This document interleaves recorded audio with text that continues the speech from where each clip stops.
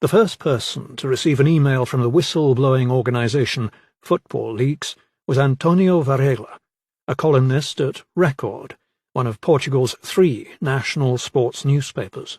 The message arrived early in the afternoon of September 29th, 2015.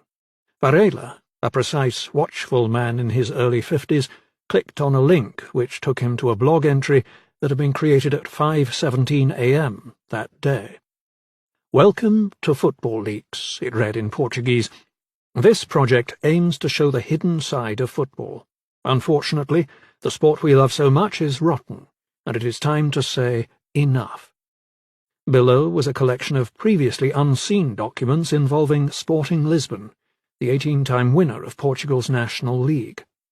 "Contracts in Portuguese, contracts in English, contracts in French," Varela told me recently in Lisbon. "I had no doubts about it. They were real documents." European soccer, which reaches its annual climax this weekend with the final of the Champions League, the game's most prestigious club competition, is a wonder of the sporting world. Storied teams such as Liverpool and Barcelona, Bayern Munich and Juventus rise and fall. Each year, the finest players and coaches conjure in new forms soccer's essential, unthinking grace. The business side of the sport, however, is more like a painting by Bruegel the Elder. Since 1955, the best teams from each country have played against one another, and that has given rise to a dense intermingling of tactics, feuds, and money. Money, above all. Money scores goals, as the German saying goes.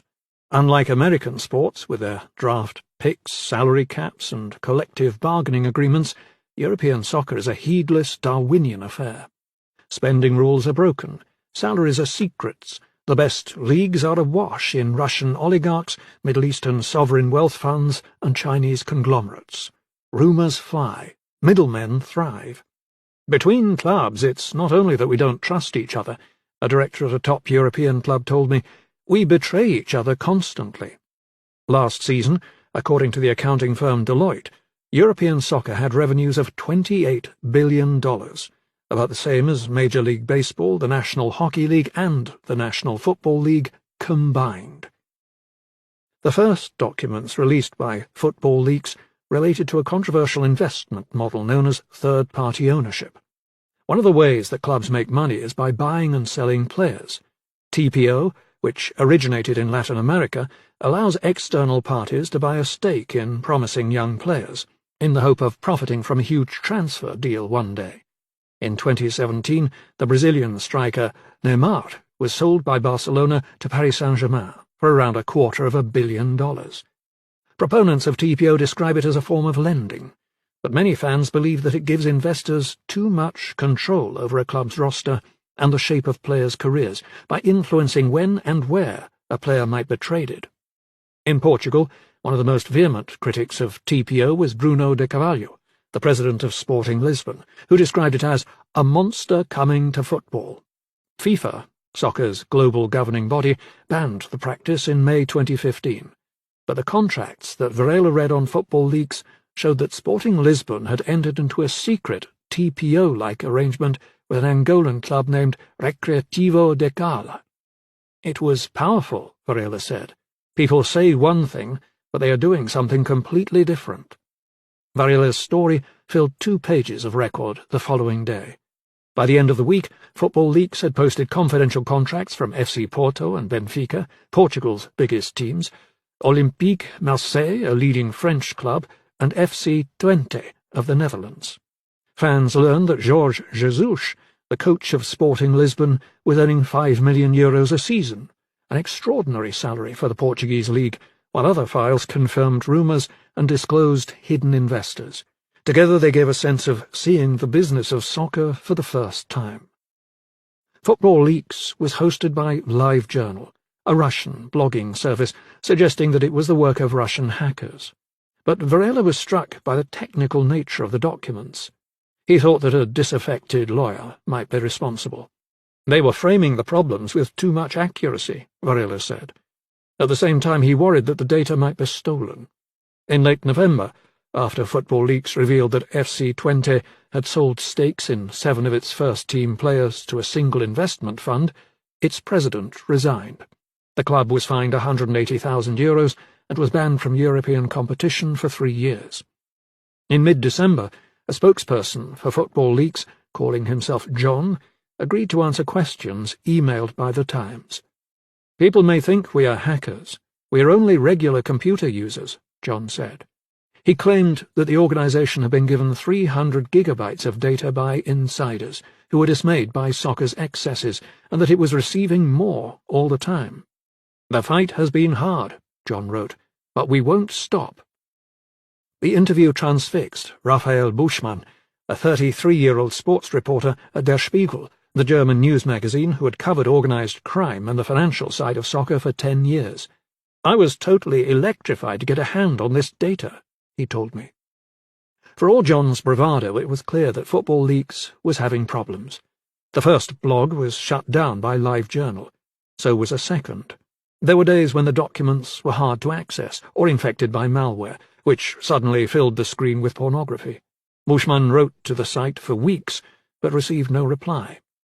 On January 3rd, 2016, the group finally responded.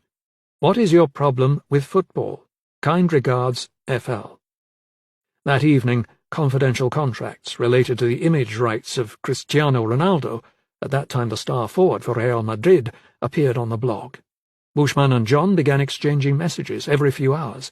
6 weeks later, Buschmann flew to Budapest to meet him. He expected to find a former senior employee of FIFA, or UEFA, which administers European soccer, who had gone rogue. But in a small hotel near the city's centre, he met Rui Pedro Gonçalves Pinto, a 27-year-old antique dealer with spiky hair from northern Portugal. It was around 5 p.m. and Pinto hadn't yet eaten breakfast.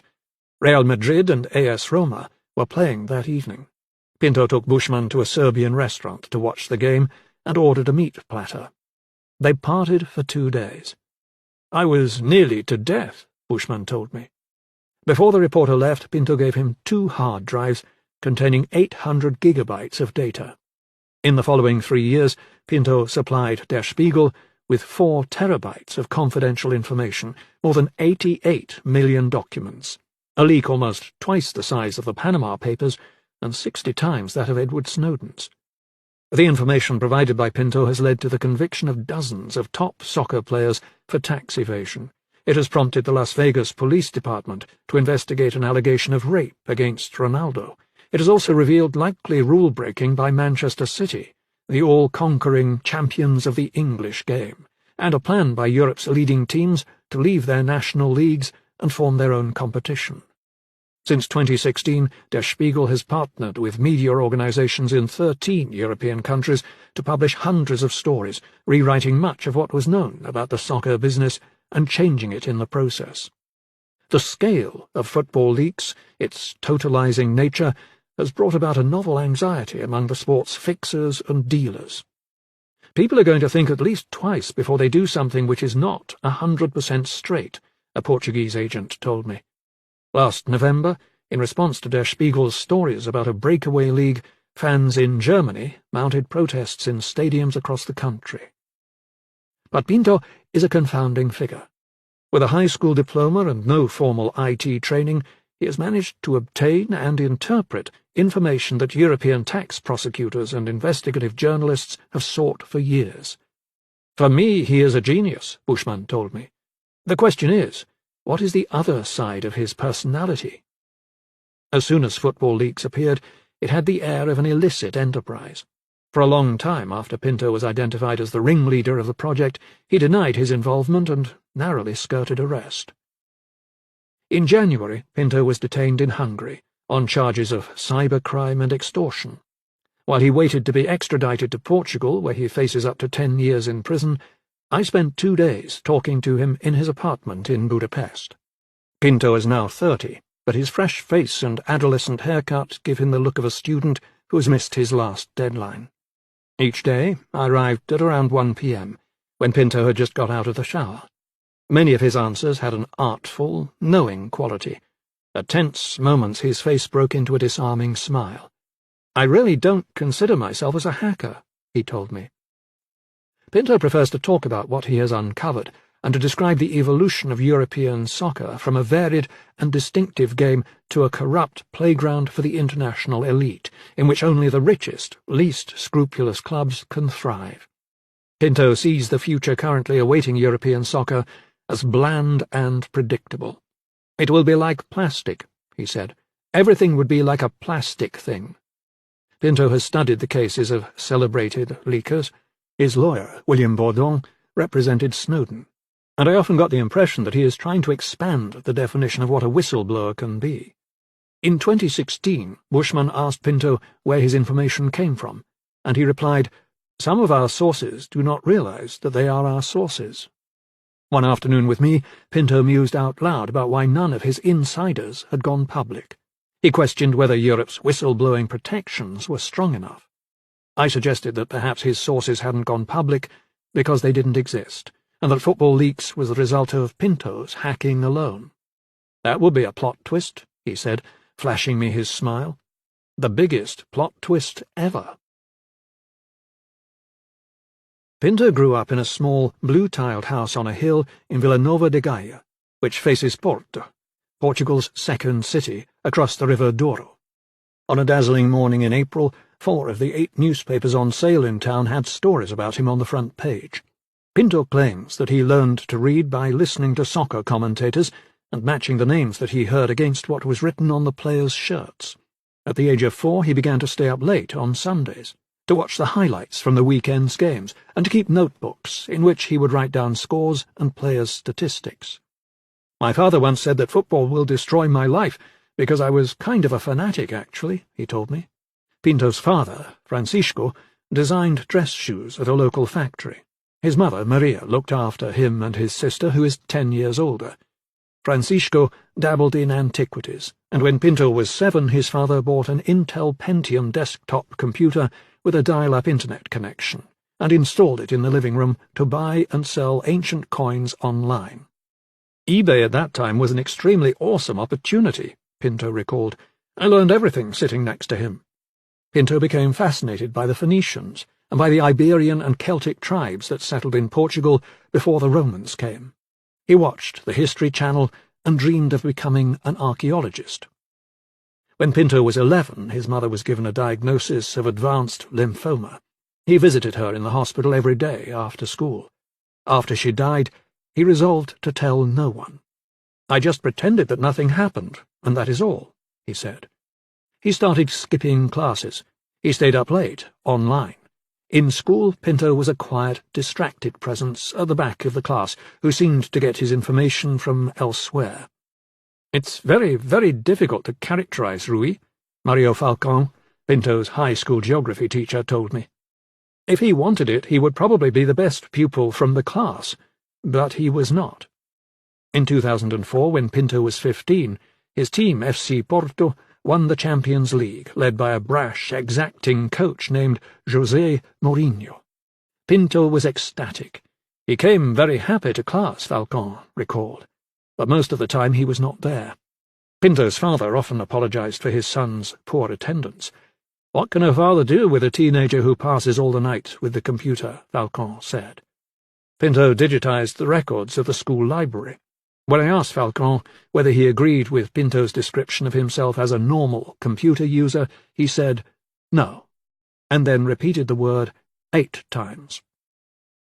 Pinto enrolled at the University of Porto to study history in the fall of 2008. The following month, Banco Português de Negócios, a private bank, was nationalized amid allegations of fraud and money laundering, marking the start of the country's financial crisis.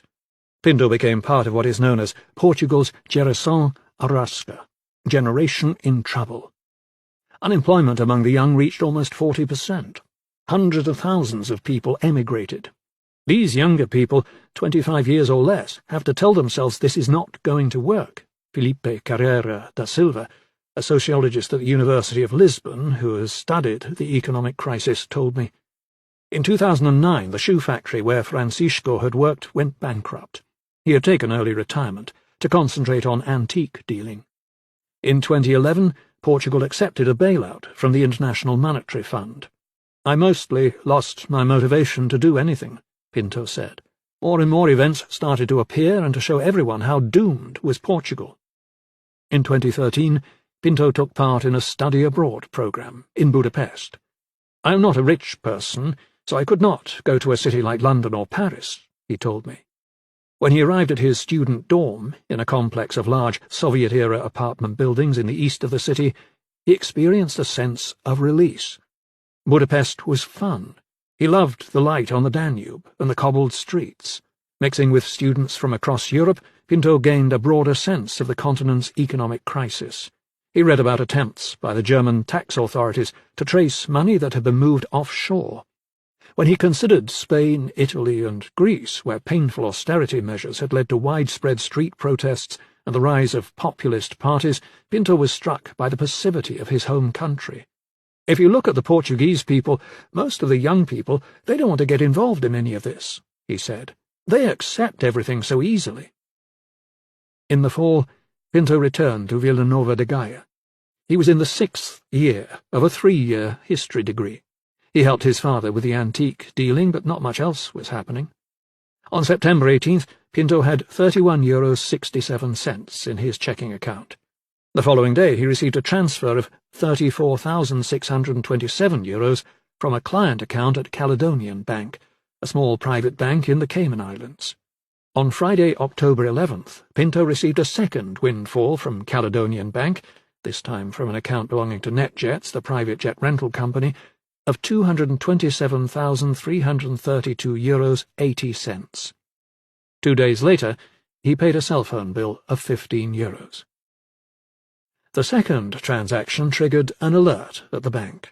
The transfer was cancelled, and the money was returned to NetJets. According to a criminal complaint filed with Portuguese prosecutors the following week, someone had used a phishing attack to access Caledonian Bank's backup email servers. Equipped with usernames and passwords, the hacker had ordered the transfers to a Deutsche Bank account in Lisbon registered to Rui Pinto. The data from the first transaction were garbled, but the second transfer appeared to have been executed at 5:46 a.m. on October 10th from a computer science lab at the University of Porto.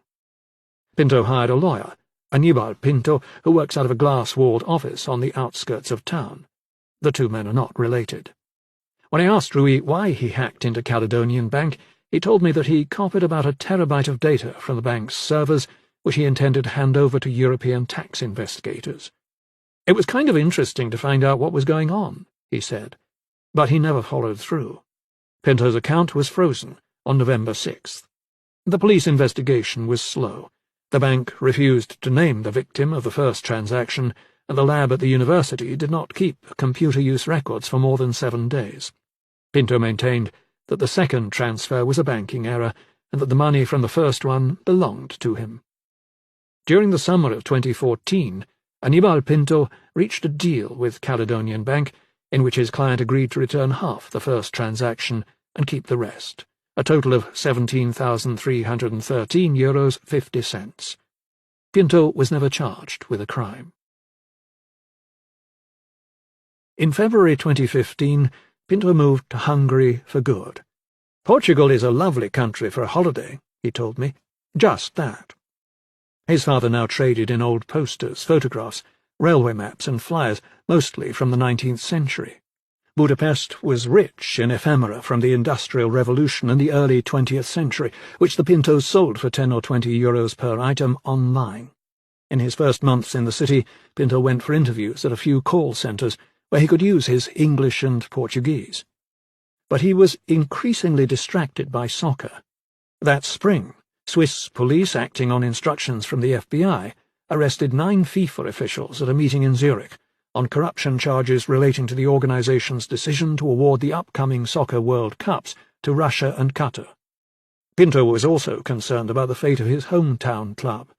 A week after FC Porto's victory in the Champions League in 2004, Mourinho had left to manage Chelsea, a London club that the previous year had been bought by the Russian oligarch Roman Abramovich. During the intervening decade, Porto had found it impossible to match the spending of the biggest clubs in Germany, Spain and England, or of trophy assets like Paris Saint-Germain, which had been acquired by the Emir of Qatar. Like other teams outside the gilded elite, Porto was taking ever greater financial risks in order to compete. When Pinto was back in Villanova de Gaia, he had travelled to a few away matches with the team's hardcore supporters club, the Super Dragons. At the games he heard about a company named Doyen Sports Investments, backed by Kazakh money, which had been involved in several recent transfers. Something was not okay with football, Pinto said. The fact that I got such a confirmation coming from so close to Porto made me decide to act. During the summer, Pinto acquired thousands of internal emails and contracts from Doyen. He would not tell me how. What I can say about it is that it was surprising how confident these football entities are, he said.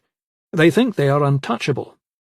One transaction that Pinto pieced together, a loan deal between FC Porto and Real Madrid for a young Brazilian midfielder named Casemiro, appeared to include a €700,000 fee for the son of Porto's club president.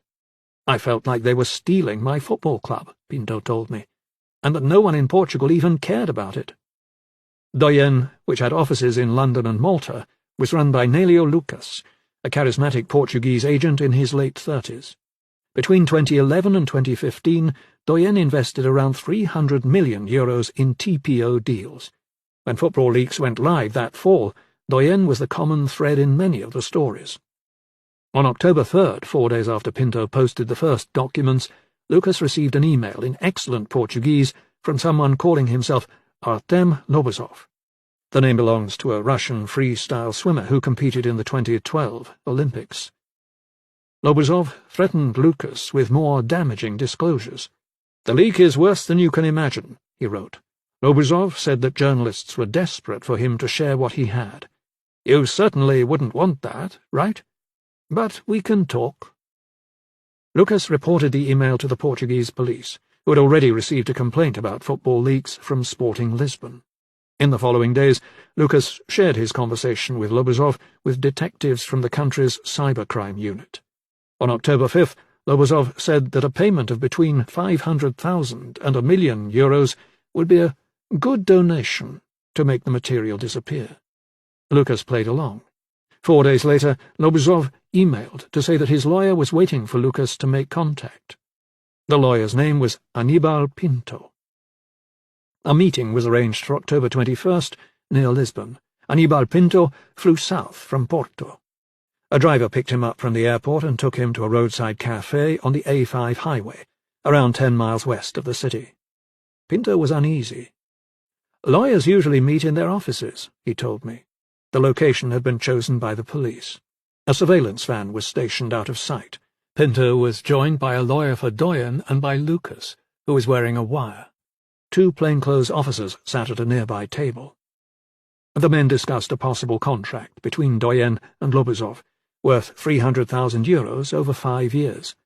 Conscious that the police were listening in, Lucas floated the idea of Lobozov coming to work for Doyen as an IT consultant.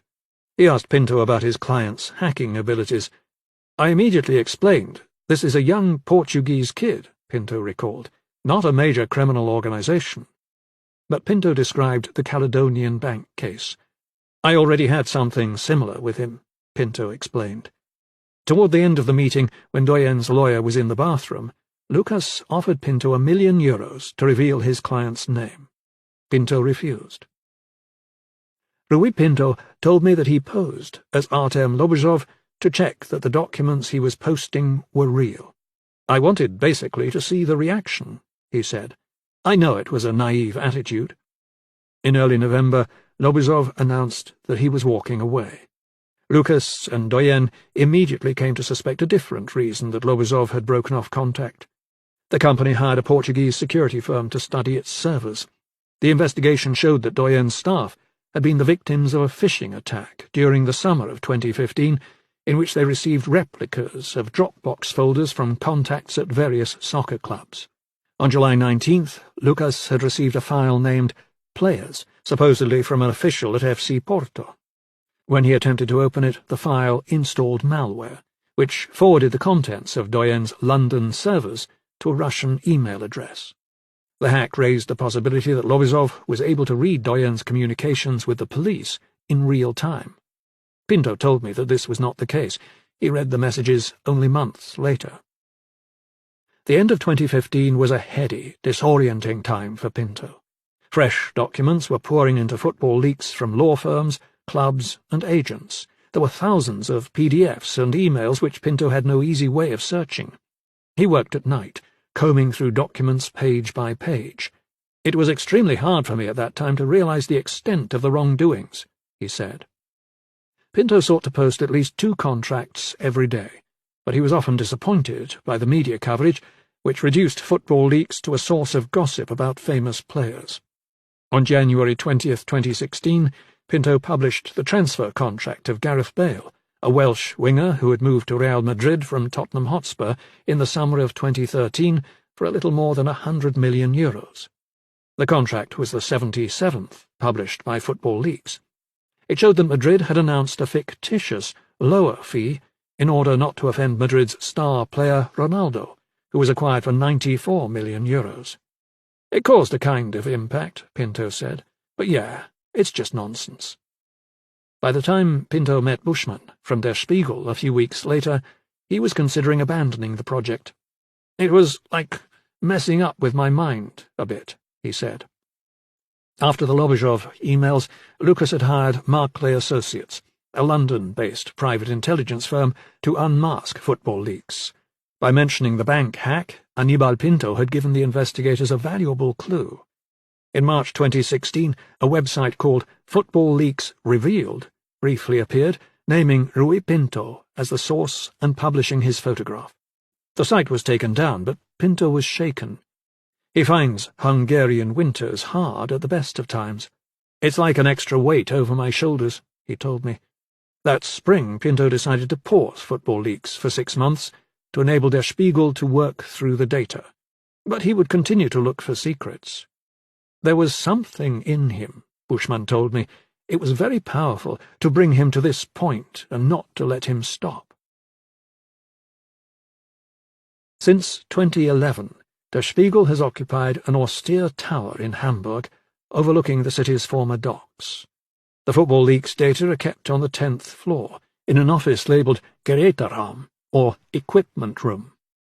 On an overcast morning in March, I sat in the Geräteraum with Bushman, his editor, Michael Wurtzinger, and Nicola Naber, a researcher who have been the principal custodians of Pinto's data since the spring of 2016. They had tidied the office for my arrival, taking down diagrams and wall charts used to plot the latest wave of Football Leaks stories, which were published last November. Only a few pink post-it notes remained on the glass wall next to Naber's desk. Write, confront, write, confront. The first hard drives that Pinto gave to Bushman contained around 18 million files. Der Spiegel bought new servers and created a secure network to handle the data. "We went shopping," Naber said. The magazine's IT team converted PDFs and emails into searchable text, while the reporters worked on Intella, specialized software used by prosecutors in fraud cases, to make connections within the documents. When I visited, the Intella home screen showed some 16 million emails, 85,000 presentations, 680,000 spreadsheets, and 105,000 contacts in the Football Leaks database. I typed in the name Jordan Pickford, the current goalkeeper for the English national team. There were 2,424 results. Mesut Özil, an ethereal German playmaker for Arsenal, the team that I support, generated 8,629. An early story that the Spiegel team worked on was about Ronaldo's tax affairs. Ronaldo, a 5-time winner of the Ballon d'Or for the world's best player, is a near-mythical figure in Portugal, and Pinto's favourite player. In the spring of 2016, Pinto had discovered a company named Tollin in the British Virgin Islands, which Ronaldo might have been using to evade taxes that he owed in Spain. For weeks, Naber set about matching Ronaldo's global assets, $227 million in 2015, against his tax obligations and offshore income. It was all in the data. "You sit here thinking, what would I need to know?" Naber told me, and then you think, I would need to know the raw income in Ireland. You look it up, and it is there. It's crazy. Last June, after pleading guilty to tax fraud in Madrid, Ronaldo was given a 2-year suspended jail sentence and fined almost €19 million. A few revelations leaped out. Wultzinger showed me the paperwork for the transfer of Paul Pogba, the midfielder for the World Cup-winning French national team, who moved from Juventus to Manchester United for €105 million in the summer of 2016. The contracts promised €49 million to Pogba's agent, Mino Raiola, who represented all three sides in the deal. More often, however, the Spiegel team chased tantalizing hints in a sea of information. They came to see the sport in another way. One evening in 2017, Bushman was in a restaurant, watching Madrid's two major clubs compete for a place in the Champions League final. At one point, his mind drifted to the various funds and middlemen implicated in the match. When Bushman looked at the clock, 20 minutes had passed. "I have often had the feeling in the last months and years that I can't watch the game like before," he told me. Pinto didn't have that problem. During the summer of 2016, the European Championship was held in France. Pinto followed the Portuguese team, captained by Ronaldo, obsessively. "Most people, they don't know how to separate things," he told me. "Outside of the pitch, I don't see Ronaldo the same way I see him inside the pitch." Against the odds, Portugal reached the final, playing France in Paris. Pinto watched the game in a pub in Budapest. Ronaldo left the field with a knee injury in the 25th minute. Portugal beat France in extra time, and Pinto burst into tears. The reporters in the Gareta Ram sought to observe clear boundaries with Pinto. There was a risk of inciting him to hack. "When I have a source where maybe 5 or 10 or 50% he could be a hacker, it is totally impossible for us to ask him about documents," Bushman said.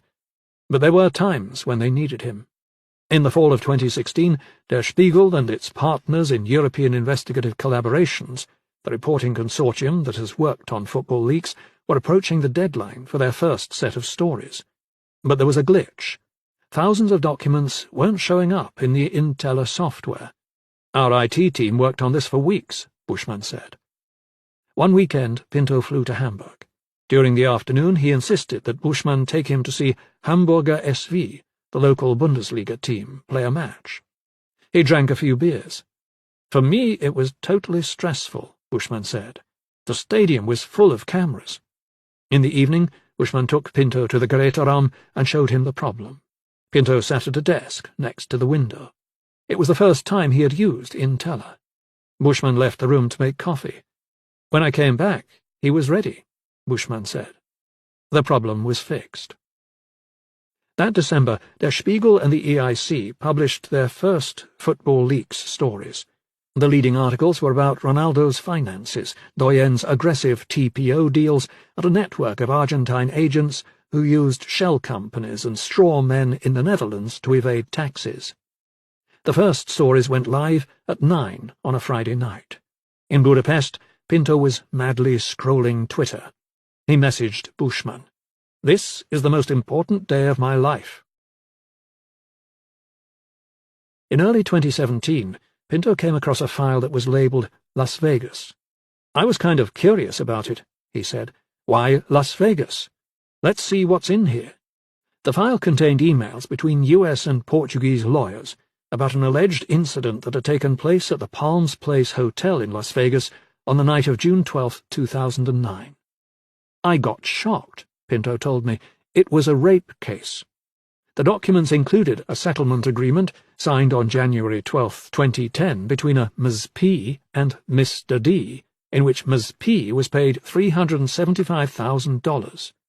A confidential side letter identified Ms. P as Catherine Mayorga, a former model who was then working at an elementary school, and Mr. D as Cristiano Ronaldo. Pinto alerted Bushman, who was at work on a book about football leaks with Wultzinger and writing at home in Munster, a 2.5-hour train ride from Hamburg. Clubs and companies implicated in the first wave of Spiegel's stories had mostly reacted with silence or with fury that the information had come to light. In late December 2016, officials from Europe's top leagues had written to FIFA saying that a breach of the transfer matching system, the global clearinghouse for soccer transfers, was the only plausible source of the leaks. More private investigators were hired to find out where the information was coming from. One evening, taking the subway in Hamburg, Bushman realized that he was standing on the wrong platform.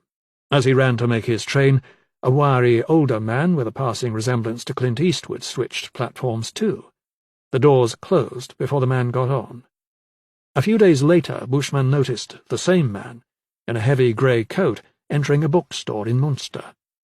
I thought, okay, be cool. It is maybe something paranoid, he told me. It was only when the man sat near him in a restaurant in Berlin, 300 miles east, that he was sure he was being followed. The rest of the Spiegel team believed that their emails and movements were being tracked too. They knew more than we would like, Wultzinger said. When Bushman travelled to Las Vegas to investigate the rape allegation, he saw the man again, watching from a parked Volvo. The defensive response to Der Spiegel's stories made Pinto question the appetite of soccer's regulators to clean up the game. In interviews as John, he invited FIFA and UEFA officials to make contact with football leagues, but no one did. Pinto sees most soccer journalists as deferential to the sport's powerful broadcasters and sponsors. They don't want the people to see the truth, he told me. Pinto sometimes refers to real fans, who will demand a financial and moral overhaul of the sport, as the intended audience for football leagues, but it is not clear whom he means by this or whether such a group exists. On April 14, 2017, Der Spiegel revealed the rape allegation against Ronaldo without naming Mayorga. The timing was propitious. Ronaldo, then at Real Madrid, was playing in a two-match Champions League quarter-final against Bayern Munich, the country's biggest club. But the story gained little traction. Gestifut, a Portuguese soccer agency that represents Ronaldo and Mourinho, and whose president, Jorge Mendes, is one of the most powerful figures in the game, dismissed the article as a piece of journalistic fiction. Ronaldo scored 2 goals in the first game against Munich and a hat-trick in the second. Our story nearly was atomized, Wultzinger said. The public did not take notice of it. In Portugal, too, interest in football leagues had fallen away. After the initial stories about Sporting Lisbon and FC Porto, the platform had focused mainly on the sport's larger leagues. But on a Tuesday afternoon that April, Francisco Marques, the communications director for FC Porto, was leaving a restaurant near Porto's stadium when he received a message from an encrypted email platform called Tutanota. It appeared to include an internal media briefing document belonging to Benfica, FC Porto's arch-rival. Marques asked the sender how he could be sure that it was real. "I think the attached images will suffice," the source wrote, including screenshots of 3 Benfica officials' inboxes. One image had been taken in the previous half hour. A few days later, Marques received about 20 gigabytes of internal Benfica emails. The rivalry between Benfica and FC Porto contains multitudes. It is the South against the North, the capital against the rest, cosmopolitan glamour against honest toil. Between them, the clubs have won the Portuguese league 65 times. In a country of 10 million people, Benfica claims to have 6 million supporters, an assertion that gives rise to the idea that it is the most powerful institution in the country. Supporters of other clubs refer to Benfica as the octopus, and to the supposed shadowy nature of its influence in Portuguese society as benfiquistan, or benficastan. When I asked Marques whether he considered returning the emails, he laughed. "No," he said, "this is war." Marques has a show on Porto's TV channel, and in the weeks that followed he began to read the Benfica emails aloud on the air. He excluded personal gossip and salacious material and focused on evidence of Benfica's attempts to control the Portuguese game. In one instance, he shared secret briefings distributed to pro-Benfica commentators on Portuguese TV. In another, he read an email correspondence referring to the priests, a group of 8 referees who could be relied on to favour Benfica at decisive moments, which ended, "Now delete everything." There was a PowerPoint presentation from June 2012 in which Benfica officials mapped out a 5-year plan to dominate the external environment and increase the club's power over Portugal's politicians, journalists and justice system. "Now it is public," Marques said. "It is not fair. The competition is not fair." In early June, Marques handed Benfica emails to the police. He had wondered whether they were connected to football leaks in some way. The source described himself as a Porto fan, but a critic of the club's president. On the afternoon of July 12th, Marquez received a Tutanota email with 4 attachments, concerning a deal that Benfica had struck on land taxes around its stadium in Lisbon. Marquez never heard from the source again. On October 19th, the police raided Benfica's Estádio da Luz in northern Lisbon. 6 weeks later, the leaks started again. This time the source simply posted the club's emails unedited on a blog titled O Mercado do Benfica, or The Benfica Market. There were many dirty things, Marquez told me. The emails contained medical records and conversations between club officials and their wives, along with player contracts, tactical reports, and the club's internal finances. A senior Benfica official compared the leaks to being under a terrorist attack. "We don't know when it comes, the next one, where it comes from, or what sort of missile it is," he said. "We don't know anything." The police raided the club's offices twice in the early months of 2018. That March, the head of Benfica's legal department, Paulo Gonçalves, was arrested on suspicion of bribing 3 judicial officials to provide him with updates on the case. The Benfica scandal, the biggest in Portuguese soccer in recent decades, has driven the enmity between the clubs to new heights. Benfica is currently suing FC Porto, seeking €17 million in damages. When Marquez dropped me off at my hotel in Porto, he showed me his phone, which each day is deluged with messages from Benfica fans promising to kill him. "It changed my life," he said, not entirely unhappily. "Now I can't go to the south." Spurred by the Benfica leaks, prosecutors looked at other recent sports-related crimes in Portugal. These included the Doyen extortion case against Artem Lobozov, which had been dormant for more than 2 years. A handwritten note in a Portuguese police file, dated April 27, 2018, said that the Doyen complaint had been investigated alongside the alleged hacking of Sporting Lisbon in the early days of football leaks in the fall of 2015. "A suspect has been identified," the note read. Rui Pinto. At the time, Der Spiegel and the EIC were preparing their second wave of football leaks articles. At the beginning of 2018, Pinto had given Bushman more hard drives, which brought the number of documents in the Entella database to more than 70 million. The team in the Gareta realm decided to pursue 2 stories that had eluded European soccer journalists for years. The first was about how the most profligate clubs, namely the Qatar-backed Paris Saint-Germain and Manchester City, which is owned by Sheikh Mansour bin Zayed Al Nahyan, a member of Abu Dhabi's royal family, had been able to defy the sports spending rules. Since 2013, under a set of regulations known as financial fair play, European clubs have had to balance their expenditures against their income from soccer-related sources in order to take part in UEFA competitions. But for years, the teams with the wealthiest owners seemed to benefit from suspiciously generous sponsorship and marketing deals, which helped to keep their finances in line. The Football Leaks data showed that, in the summer of 2012, PSG signed a 5-page sponsorship contract with the Qatar Tourism Authority for more than €1 billion. A UEFA investigation later calculated its true market value to be around 15 million. Internal emails from Manchester City suggested that club officials were massaging deals and supplementing them with funds from Sheikh Mansour's holding company, Abu Dhabi United Group. In the spring of 2013, Manchester City's chief financial officer, Jorge Chumillas, emailed one of the club's directors, Simon Pearce, to check that it was okay to alter a series of contracts in order to comply with UEFA's rules. "Of course," Pearce replied. "We can do what we want." Manchester City denies all allegations that have originated from the Football Leaks data, saying, "The attempt to damage the club's reputation is organised and clear." Der Spiegel also pursued a story about a long-rumoured plan for Europe's biggest clubs to leave their national leagues and form a closed NFL-style competition covering the continent. The idea of a soccer Super League has been around since the late 1980s. It is the logical commercial endpoint for a sport in which a handful of teams currently dominate their domestic markets, but in many countries it would break more than a century of sporting tradition. By searching the emails of senior officials at Europe's leading clubs, the reporters at Der Spiegel discovered detailed discussions about the formation of a Super League in early 2016. That February, Bayern Munich, the most successful team in the history of German soccer, explored the legal implications of withdrawing from the Bundesliga.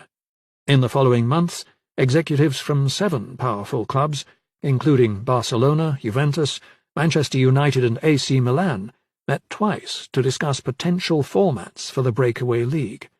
One presentation was called A Super League Scenario for Top European Football. A club director involved in the discussions told me that the plan was a negotiating ploy.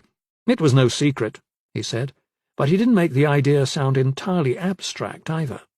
When I asked whether a Super League in European soccer was inevitable one day, the director replied, "In a certain form, yes." He weighed the pros and the cons of the format.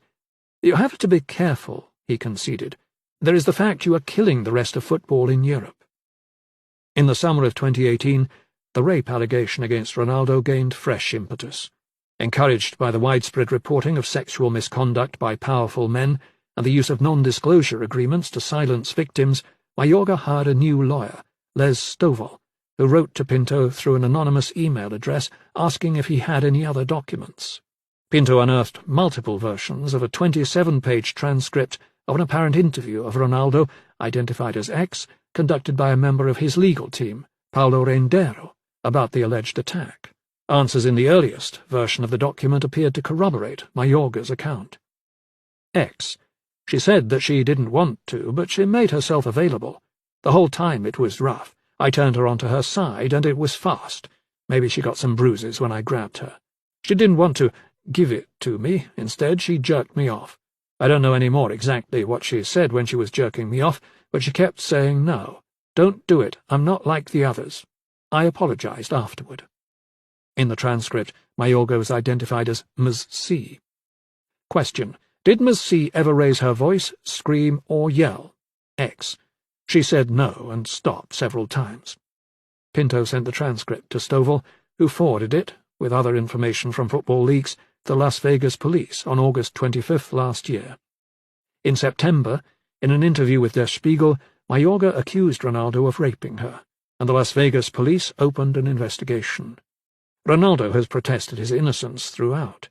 In an Instagram video posted 2 days after the story appeared, he described the reporting as fake news.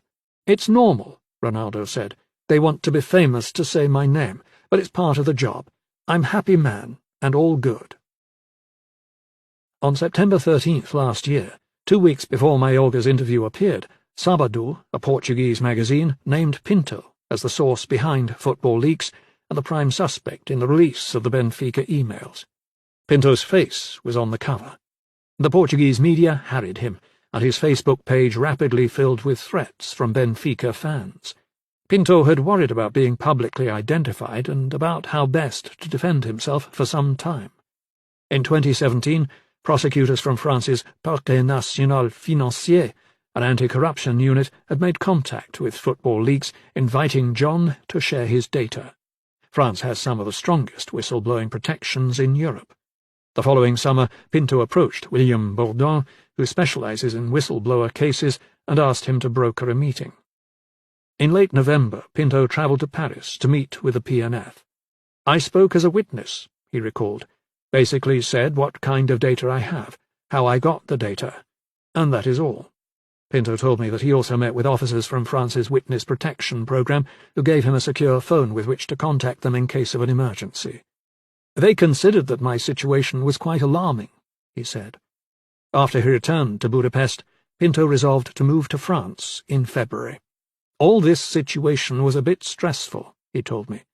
Pinto confided in Bushman. "He said often to me, 'I will have a family, I will have kids,' Bushman said. 'I will have a normal life.'"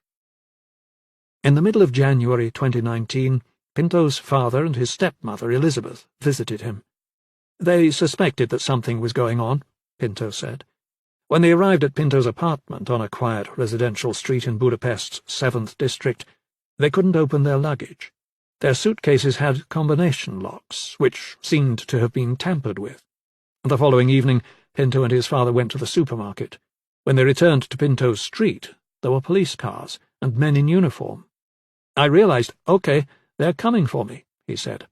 Upstairs, the police seized Pinto's laptop, 3 cell phones, including the one belonging to the French authorities, 3 USB sticks, and 14 hard drives containing 29 terabytes of data. Pinto was taken to a detention centre, where he asked to call his lawyer. The police said no. They said, "This is not an American movie," Pinto recalled. Pinto was released under house arrest.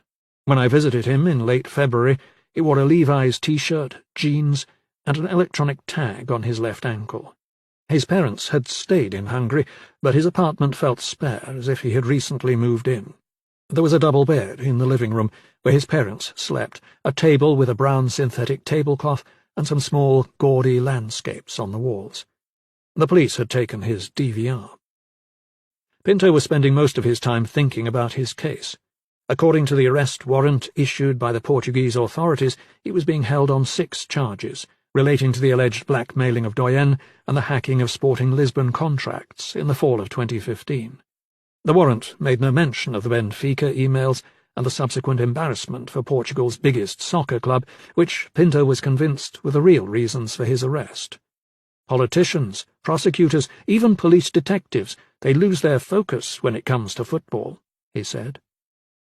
When I asked Pinto if he had anything to do with the Benfica scandal, he denied it, in Pinto-esque fashion. I've never seen a statement from the police or the Portuguese authorities linking me to this. He worried that his gargantuan data set, of which Der Spiegel possesses only around 14%, might be lost or destroyed if it were handed over to the Portuguese police. He was also afraid of being attacked by Benfica's most notorious supporters, a group called the No-Name Boys. I asked Pinto if he was aware of the irony of being killed by soccer fans.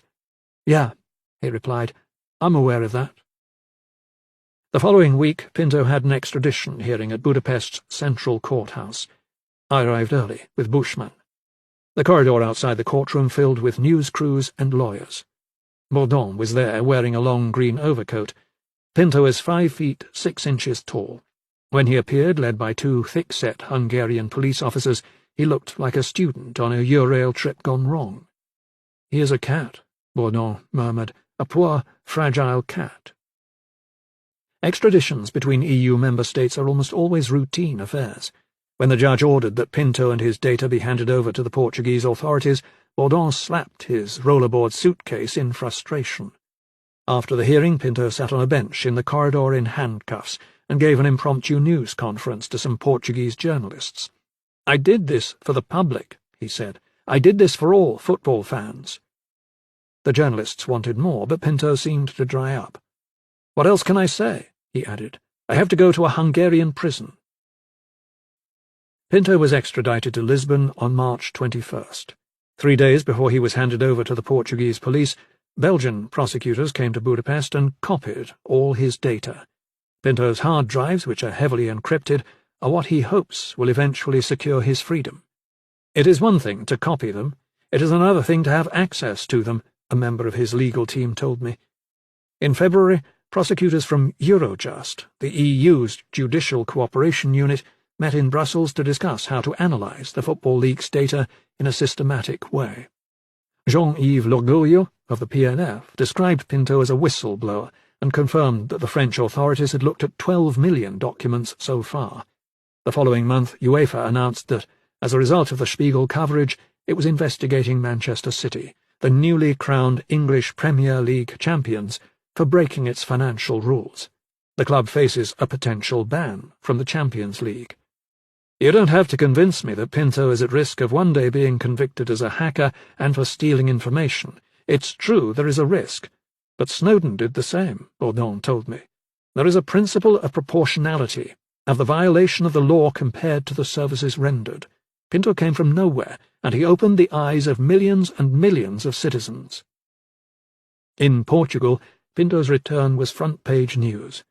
When I was in Lisbon last month, an impersonator was playing him on Portuguese late-night TV. The name of the character was Rui Pinto the Hacker. In the last months of the Benfica market, which has gone quiet since Pinto's arrest, the blog took on a broader, anarchic quality, posting emails from one of Portugal's largest law firms and also secret judicial documents. Although Pinto denies any involvement, he is widely seen as a figure of general, youthful rebellion in a country where other forms of activism have been absent. Rui is literally 1 in a million, Carreira da Silva, the sociologist, told me. He is also a hero to everyone who hates Benfica. During my conversation with Marques, FC Porto's communications director, we discussed the greatest recent figures in Portuguese soccer: Mendes, the agent, Mourinho, Ronaldo. Now we have 4, Marques said. Football after Rui Pinto is better. While Pinto awaits his trial, he's being held at a prison next to police headquarters in central Lisbon. Francisco Teixeira da Mota, Pinto's Portuguese lawyer, told me that he expected prosecutors to try to add the theft of Benfica's emails to the case. That is a risk that can happen at any moment, he said. Pinto is being kept away from the other prisoners for his own protection, but when he is allowed to exercise or to venture outside his cell, he sometimes hears them yell his name, in what he takes to be encouragement. To pass the time, he has been reading a book about espionage during the Second World War. I once asked Pinto whether he was an idealist, and he surprised me by seeming not to know the word. We were in his apartment in Budapest. He opened a laptop and looked it up. A person who is guided more by ideals than by practical considerations, Pinto read from the screen. Utopian, visionary, wishful thinker, fantasist, fantasizer, romantic, romanticist, dreamer. It was enough. Maybe this word applies to me. Maybe, yes. If you enjoyed this production, find the best long-form articles read aloud in the Autumn app, available now for iPhone. Autumn presents A Reporter at Large, published in the print issue of the New